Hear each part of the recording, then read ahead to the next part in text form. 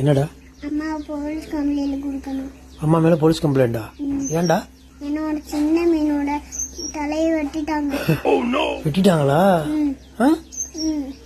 அது பாவம் தானே, செத்து போயிருந்தானே. செத்து போச்சா அது?